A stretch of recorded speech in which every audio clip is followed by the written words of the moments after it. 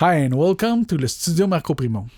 Today we're gonna do something a little different, some Q&A, the first one on the channel. So if you like the idea, say so in the comments.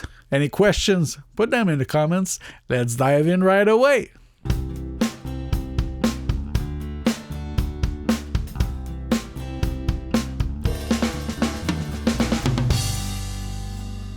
So the first question is in French, so feel free to skip or use the subtitles. They might help you. Jean-Claude demande: Bonjour, je vous pose une question. Je possède Magix Amplitude Pro X4 et j'ai un gros problème de compréhension d'utilisation des boss que je maîtrise très bien pourtant dans Pro Tools. Donc Jean-Claude, allons directement dans le logiciel. Donc, il y a deux types de bus, le Submix Bus et le Auxiliary Bus. Tous deux permettent de rediriger le signal des pistes, mais de façon différente. Donc, pour le Submix Bus, j'en ai créé un ici qui s'appelle Drums et j'ai créé deux Auxiliary Bus qui s'appellent DR Comp et DR Verb. Donc, si on met en solo le drums, le submix bus, nous obtenons du signal puisque chaque sortie de piste est assignée à ce submix bus.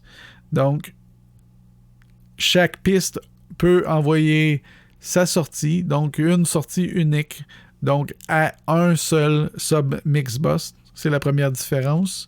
Et si on compare à un auxiliary bus, eh bien là, chaque piste peut envoyer à multiples auxiliary bus et évidemment avec des volumes d'envoi différents. Donc ici en haut, nous voyons les sorties auxiliaires et si on modifie ici les volumes. Donc si je fais un solo sur le submix bus et ensuite nous écoutons le auxiliary bus.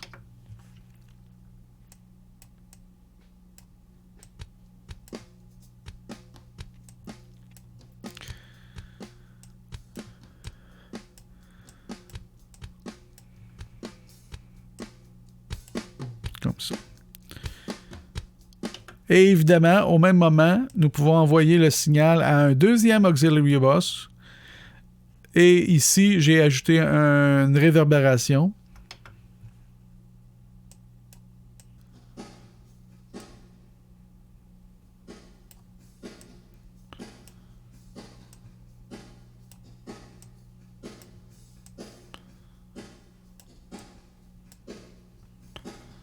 Donc, présentement, le Submix Bus, lui, reçoit le signal sans effet. Seulement les plugins sont affectés. Et le signal après les plugins est envoyé au Submix Bus ici. Ensuite, le DR Comp, lui, reçoit un signal de la sortie auxiliaire ici. Et évidemment, vous allez voir que la sortie auxiliaire DR Verb reçoit des différents volumes. Donc, ça nous permet vraiment une flexibilité accrue. Si on les ajoute toutes les trois ensemble,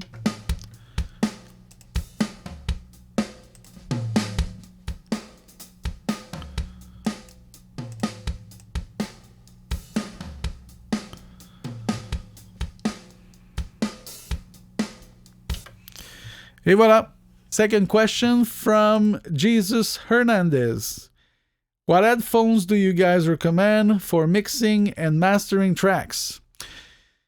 Actually, I never use headphones to mix and master. I'm not a mastering engineer, but if I need to do so, I will always use studio monitors. The reason is studio monitors will diffuse the sound in your room, and there's some interaction that you can't have with headphones.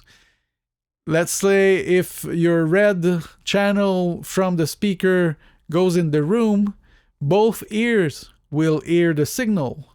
But headphones won't do that. Signal on the left won't be heard on the right, and vice versa.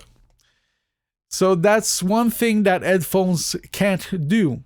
Of course, if you don't have any choices, there are some brands that will advertise mixing headphones. Usually they are open headphones, they are not closed cups. And those closed cups are used to isolate yourself and avoid bleeding when you record. So the headphones that you use to record should not be used to mix. And of course, not for mastering either. Mastering is something so precise that a real mastering engineer will need a tuned room, some very expensive gear, big studio monitors, and amplifiers and stuff like that. Of course, you better do it than not do it, but I would recommend to try just once in your life. Take one of your mix and send it to a real master engineer. Not something automatic online, but somebody that knows what it is doing. And what will happen is that person will listen to your music with fresh ears, and if the person is clever, they will contact you if you have any defects in your mix. Namely, if you mix the vocals too far in the mix and we don't hear the words, probably they will ask for a stem of the vocal so they can remix it, or they will ask you to do another mix. And that's one of the best way to learn. Send your music, what you did, to somebody that has a lot of experience, will give you some feedbacks that you would not receive otherwise. So if you can, please use studio monitors. Of course, usually if your room isn't tuned, you could have problems with low-end frequencies. So you can reference with your headphones, but do the whole mix primarily on your studio monitors. If you are using headphones to mix and you have some success, please answer to the questions in the comments. The third question from Primeau. Afternoon, guys. Which upon the two Focusrite Scarlett 2i2 and the Behringer IMC 202 is the best? Well, the Behringer and the Scarlett are both good units. For the price, they offer relatively the same features. The thing is, Scarlett from Focusrite has more experience building quality units. Their drivers are designed a bit better, and they're there for a longer time. The support is good, so I might go with the Scarlett for those reasons. Of course, in my job, recording bands, there's not enough inputs, so I'm tempted to go for bigger interfaces. And if you go for quality, maybe a bit more expensive, I would go for Audient. They make a very, very good interface, and their preamps are better than the Scarlett and the Behringer. And of course, if you want to go further, there's RME and Universal Audio, Antelope. There's a lot of good units out there. Of course, if you're just starting off, the Scarlett would be my first choice. Next question from Kosh. What do you do when a producer makes your song not up to your expectations? Well, you did choose that producer for a reason. If your project does not sound like another project that person produced, there must be a reason. So the first thing that I would do is ask the person, what makes my song not sound as good as another one? And you must realize that if that person came to your studio to produce your song, they're bound with the limitation of your studio. The room that it was recorded in, the instrument, the mic, the preamps, and your performance. If you thought that you can perform like Steve Vai, but that's not the case, and you're making a lot of noise with your instrument, of course at the end it won't sound as good as you thought. So you need to be realistic. You can always ask for the raw tracks and ask somebody else to mix your song, and then hope for a better result. Of course, every producer and every mixing engineer has their own ways and some style-dependent sound that they like. So if you did not ask specifically how you want the sound to be, maybe they just went in a different direction that you wanted. So that's another thing. So it starts with communication. Ask the producer, can it be different? Can he mix the song differently? Sometimes they will do it freely for 1 or 2 revision. Be precise in what you don't like. And after that, if it's not working, ask for the raw tracks. Those tracks are yours. You paid for the recording, so you should be able to recover them on a USB stick or download them on a website or Google Drive or whatever, and ask somebody else to mix. So if the other person that takes your tracks and hears them and mix them, they might just contact you and say, hey, what happened with that track? It's not very good. Could you record it again? That's the thing. Start with communicating with the producer. And if nothing works, take the tracks, go somewhere else, make it mix somewhere else. And maybe there's something that you need to record again because the take was not good.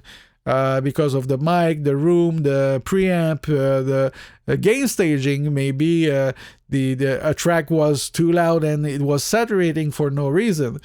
So there's a lot of reasons why you might not be satisfied with the mix, but be realistic. What you gave the person, they can't reinvent audio and give you a performance of a multi-millionaire producer. Okay, so I hope you do well. Put some comments in the comments if you want to explain your situation furthermore. Maybe I can help, maybe not. We'll see. The next question from A. Fort Stiz. Sorry if I mispronounced your name. I use headphones at most instead of monitors for mixing, and I'm currently experiencing a headache. Could that be the cause? Yes, that could be the cause, especially if you put the volume too loud. Usually I mix a very soft volume, and of course I'm not using headphones, I'm using studio monitors because what we discussed earlier, the way that sound moves in the room, and just the pressure of the headphones could be the cause too. So what I recommend is, if you don't have any choice and you can't use studio monitors, try other headphones. Try to put them slack on your head so they're not so tight, and mix at low volume. Every hour, take a break, maybe 10-minute breaks, and go do something else. After that, if you still have problems with headaches, talk to your doctor. They will help. All right, that's it for this video. I hope you liked the idea of the Q&A. If you want me to do more of those, write it down in the comments. If you did like the video, please click on the like button, consider subscribing, hit the bell to get notifications, share my videos. It's always a great help.